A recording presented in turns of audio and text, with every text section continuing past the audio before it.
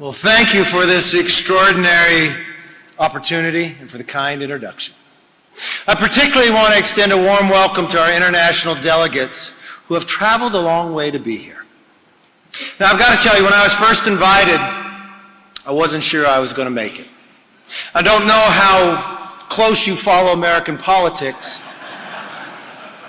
but thanks to 8 Republicans and every single Democrat, I have a little more time on my hands right now.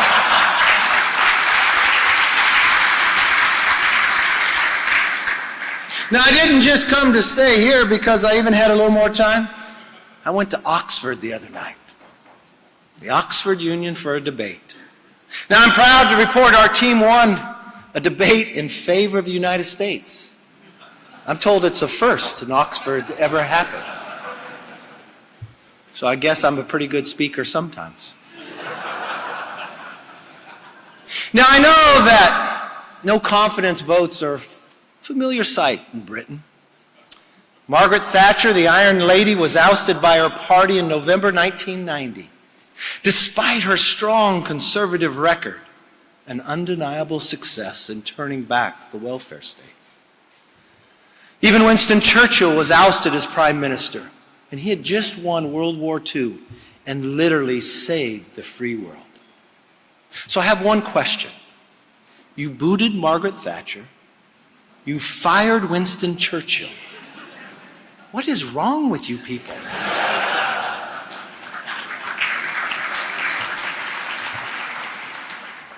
Now, I'm here today for one reason. Freedom matters. To defend freedom, to promote liberty, to celebrate personal responsibility, and to fight for a better tomorrow. These are fundamental conservative goals. It means protecting and preserving our way of life.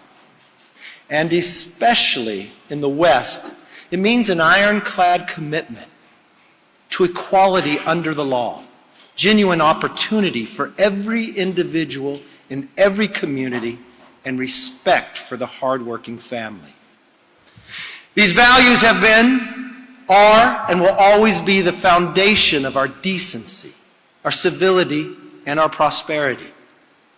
And as someone who has worked in Washington for 2 decades, I can tell you this with clarity and conviction. Government isn't the answer. Government is the problem.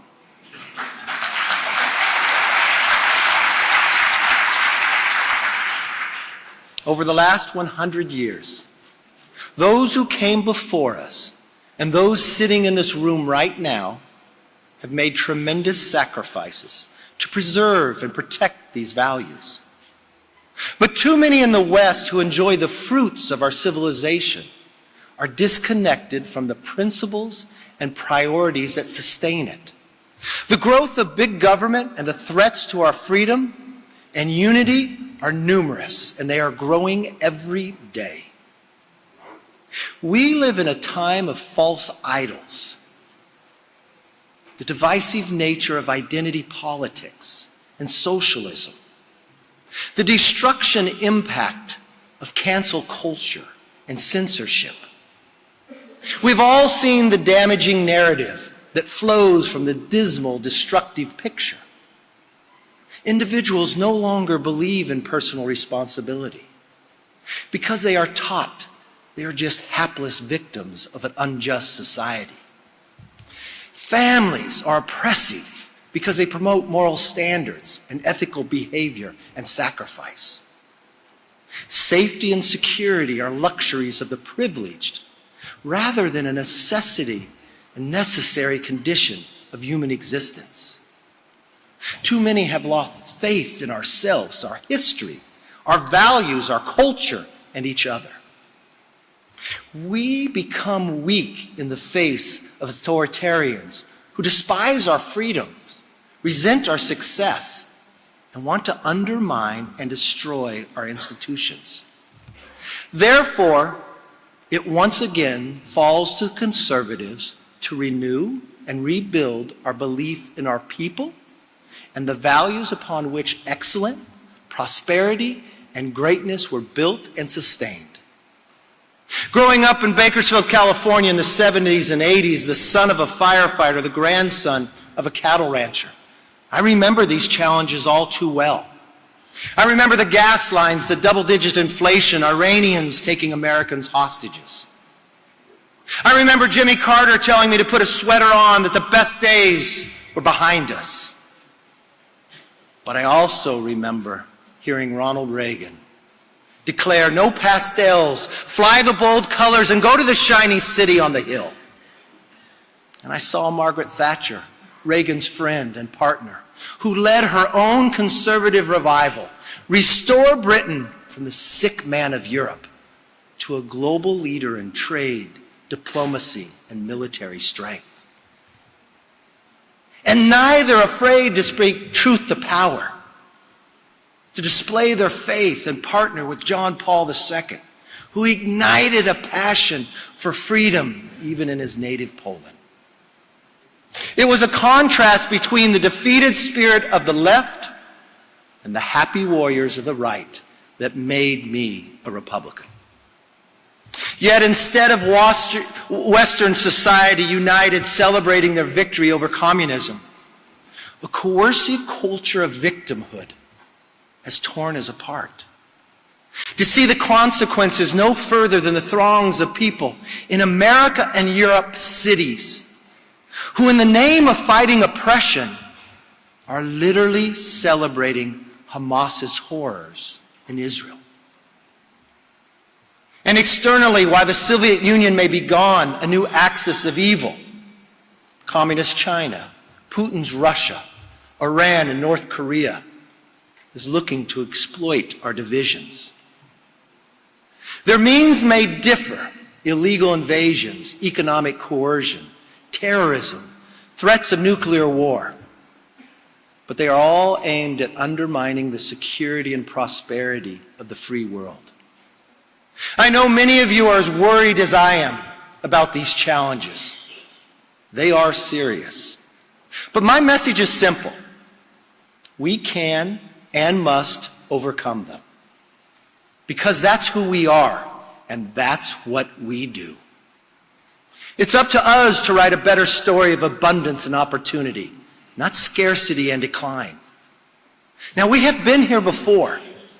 Conservatives of the free world must follow the example of Reagan and Thatcher and join together to restore peace and freedom once again. That's why we need ARC. It won't be easy. But as those great leaders understood, surrender is not an option. And there is no alternative to the Western civilization. Only our conservative tradition, you could applaud that, that's all right.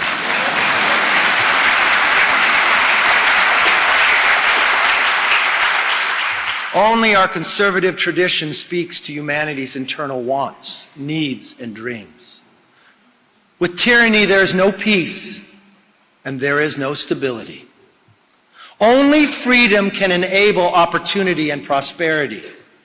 Across the globe, that means we stand up to Communist China, Russia, Iran, North Korea, and Hamas. And at home, we restore responsible government, limit the intervention into people's personal lives, and get inflationary spending under control. For if we bankrupt our nations, we have nothing to leave our children. It also means that we must promote personal responsibility and policies that allow families to thrive. Perhaps most importantly, it means we must be united in breaking the mindset of victimhood. Instead of connecting people through pain, our mission is to connect people through possibilities and shared dreams for a brighter future. We can only achieve this if we recommit to the principles that have sustained our strength, our prosperity, and our way of life. Ronald Reagan knew this well. Addressing the British Parliament 41 years ago, he spoke about the threat posed by the Soviet Union. He noted that while our military strength is essential to securing peace, he emphasized, and I quote, "The ultimate determinant in the struggle that now is going on in the world will not be bombs and rockets, but a test of wills and ideas, a trial of spiritual resolve, the values we hold, the beliefs we cherish, the ideals to which we are dedicated. He noted that for too long the Western world has been too shy about proclaiming the exceptional, extraordinary principles of liberty, representative government, and the rule of law under God that had made so many countries so prosperous for so long. Reagan warned us that in the face of evil, the time for shyness was over, telling the Parliament, let us go to our strength. Let us offer hope. Let us tell the world that a new age is not only possible, but probable. Now it is on us to take up this calling. Decline is not inevitable. ARC offers a compelling, hope-filled vision for the future. Ladies and gentlemen, the world is watching. Let us give them, the world, what they want, what they need, and what they deserve. Thank you, and God bless.